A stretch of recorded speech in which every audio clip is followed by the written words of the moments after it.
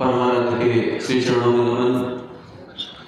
धार्मिक प्रदूषण किसी भी क्षेत्र में गुणवत्तायुक्त जब कार्य नहीं होता है, चाहे वो कोई भी क्षेत्र हो, तो उसमें प्रदूषण पैदा हो जाता है। धार्मिक दिखने के साथ साथ क्या हम वास्तव में धार्मिक हैं, इस पर भी हमें विचार करना पड़ेगा। आज आडंबरयुक्त बाबाओं, आज सबसे ज्यादा कलंकित किया जा रहा है इस वस्त्र को जो अग्नि का स्वरूप है, जबकि इस अग्नि में जल करके सारे विकार नष्ट हो जाने चाहिए। लेकिन वर्तमान में और आज हम तो प्रयाग के इस कुंभ की धरा पर देख रहे हैं कि अनेकानेक जो साधक बने दिख रहे हैं, लेकिन उनके अंदर कहीं कोई संकल्प नहीं है, उनके अंदर कोई पवित्र भाव नहीं है, उनके अंदर कुछ पाने की जिज्ञासा निरंतर बनी हुई। जबकि अगर आप धर्म मार्ग पर चल रहे हैं, अगर हमारे अंदर से धर्म मार्ग पर चलने की प्रेरणा होती है, ईश्वरी प्रेरणा होती है, बात तो निश्चित है कि जब ईश्वर ही चाहते हैं तभी हम धर्म मार्ग पर चल पाते हैं। जब आपको ईश्वर चाहते हैं उठाना तो उठा देते हैं, और ईश्वर चाहते हैं गिराना तो गिरा देते हैं। लेकिन इसके बाद भी कहते हैं कि हमारे मन में जो संकल्प की ताकत होती है, अगर हमारे मन में संकल्प की सच्ची शक्ति है तो आप निश्चित ही जो आप चाहेंगे वो होता जाए। कहते हैं ब्रह्मांड में आपकी वाणी गूंजती रहती है, आपकी आवाज गूंजती रहती है। आप रोज संकल्प करिए कि मैं परमपिता परमात्मा को सच्चा बच्चा हूं। अगर आप परमपिता परमात्मा के सच्चे बच्चे हैं तो आपका परमपिता परमात्मा आपको कभी भी गलत राह पर जाने नहीं देगा। इस बात को हमको सबको स्वीकार करना पड़ेगा।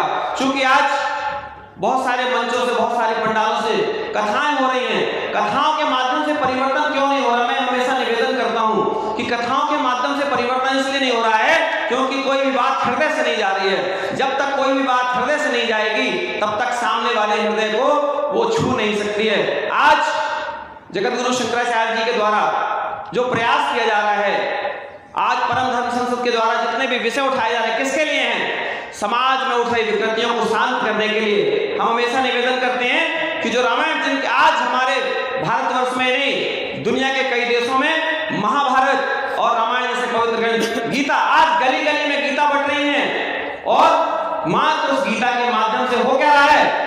वो व्यक्ति अपने आप को परोस रहा है और अपनी पूजा करवाने का प्रयास कर। चलिए, अगर उसमें कोई विषय अच्छा लगता है तो व्यक्ति के लिए पवित्रता का भाव है तो करता है। लेकिन अगर हम रामायण भी पढ़ रहे हैं और रामायण पढ़ने के बाद भी हमारे अंदर विकार नहीं आ रहे हमारे अंदर के, तो फिर हमने इसमें दो पंक्तियां लिखी, वो रामायण तो पढ़ते हैं, वो रामायण तो पढ़ते हैं, पर राम को नहीं समझते हैं। कहते रामायण अच्छी है, यह ज्ञान भी देती सच्ची है, पर बात एक ना माने उसकी, कहते हम सब राम बने। राम बनने के लिए सदाचरण पर चलना पड़ेगा। अगर आप सदाचरण पर नहीं चलेंगे, अगर आपके अंदर पवित्र विचार ही नहीं आएंगे, तो निश्चित रूप से हम खूब चिल्लाते रहें हम राम जैसे हैं। पर महाराज, चूंकि मैं हमेशा कहता हूं कि मुझे गलतियों की सजा दो, माफी मांगता नहीं हूं, चूंकि भाव है और आपके आदेश से मौन खुदा से आदत छूट गई बोलने की, लेकिन फिर भी आपके आशीर्वाद से आज निश्चित रूप से अभी हम बहुत सारे पंडालों में हमने भी देखे, जिसका भव्य पंडाल है उसके पंडालों में भीड़ लगी है। अभी बहुत सारी बातें आ रही थी कि लोग वहां जाकर तो खूब धन चढ़ाते हैं, चढ़ावा चढ़ाते हैं, जहां पर उसकी आवश्यकता नहीं है, जहां पर वास्तव में वास्तविक धर्म हो रहा है। आज एक ऐसा कार्य हो रहा है, व्यावसायिकता या वास्तविकता, इस पर हमको चिंतित करना पड़ेगा। वास्तविक कार्य करना है या व्यावसायिक कार्य करना है? अगर हमने वास्तविकता को पकड़ लिया है, क्योंकि कहते हैं कि जैसी हो भौतिकता तैसी मिले सहाय। अगर आपने वास्तविक मार्ग पर चलने के लिए संकल्प ले लिया है तो निश्चित रूप से चाहे हनुमान जी आपकी सहायता करें, आपके जो भी इष्ट देवता हैं वो आपकी सहायता करें, और निश्चित रूप से आपकी सहायता होती ही है। क्योंकि आज हमारे सच्चे धर्म को जो है, जब तक हम सच्चे धर्म को नहीं परोसेंगे, और सच्चा धर्म कब परोसा जाएगा, इसके लिए हमने पहले भी आचार्य जी के माध्यम से निवेदन किया था कि आपको अपना आदर्श तय करना पड़ेगा, चाहे वो धर्म गुरु के रूप में हो। जैसे मैंने अपना आदर्श भगवान सूर्य को तय किया, और जब मैंने अपना आदर्श भगवान सूर्य को तय किया तो मैंने देखा कि मेरे अंदर की विकृति, मेरे अंदर की जो भी गलतियां हैं ऑटोमेटिक, क्यों?